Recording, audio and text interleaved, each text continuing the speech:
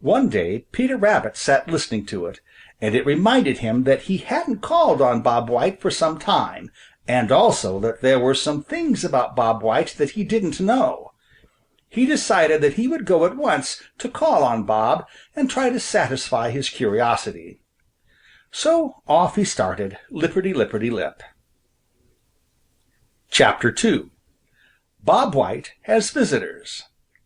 Bob White, Bob White, I bid the world good cheer. Bob White, I whistle loud and clear. That very same morning Bob White had taken it into his head to come over to live not very far from the dear Old Briar patch where Peter Rabbit lives. Of course, Peter didn't know that Bob had come over there to live.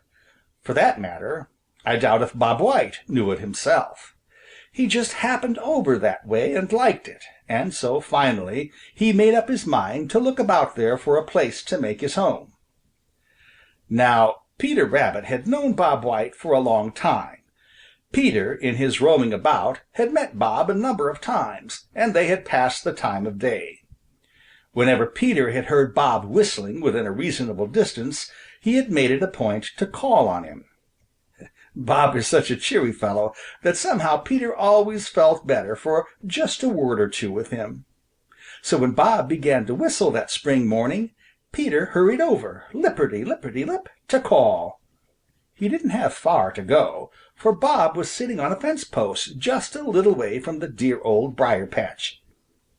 "Good morning," said Peter. "You seem to be very cheerful this morning."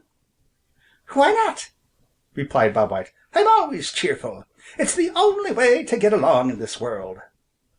"It must be that you don't have much to worry about," retorted Peter. "Now, if you had to run for your life as often as I have to do, perhaps you wouldn't find it so easy to be always cheerful." Bob White's bright little eyes twinkled. "The trouble with a lot of people is that they think that no one has worries but themselves," said he. "Now there is Reddy Fox coming this way. What do you suppose he is coming for?" "For me!" exclaimed Peter promptly, preparing to scamper back to the Old Briar patch. "Nothing of the kind," replied Bob White. "Don't think you are so important, Peter. He doesn't know you are over here at all. He has heard me whistling, and he's come to see if he can't give me a little surprise. It's me and not you he is after." "What's your hurry, Peter?" I think I'd better be going. I'll call again when you haven't other visitors," shouted Peter over his shoulder. Hardly had Peter reached the dear Old Briar patch when Reddy Fox reached the fence where Bob White was sitting. "Good morning," said he, trying to make his voice sound as pleasant as he could. "I'm glad to see you over here. I heard you were whistling and hurried over here to welcome you. I hope you will like it here so well that you will make your home here." "That is very nice of you," replied Bob White, his eyes twinkling more than ever, for he knew why Reddy hoped he would make his home there.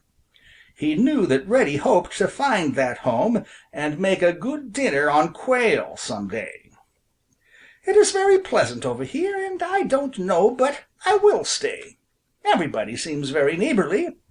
Peter Rabbit has just called." Reddy looked about him in a very sly way, but with a hungry look in his eyes as he said, "Peter always is neighborly. Is he anywhere about now? I should like to pay my respects to him." "No," replied Bob White. "Peter left in something of a hurry. Hello! Here comes Old Man Coyote. People certainly are neighborly here." "Why, what's your hurry, Reddy?" "I have some important matters to attend to over in the Green Forest," replied Reddy with a hasty glance in the direction of Old Man Coyote. "I hope I'll see you often, Bob White." "I hope so," replied Bob White politely, and then added under his breath, "But I hope I see you first." Chapter 3 Bob Decides to Build a Home. Old Man Coyote's call was very much like that of Reddy Fox. He was very, very pleasant and told Bob White that he was very glad indeed that Bob had come over on the Green Meadows, and he hoped that he would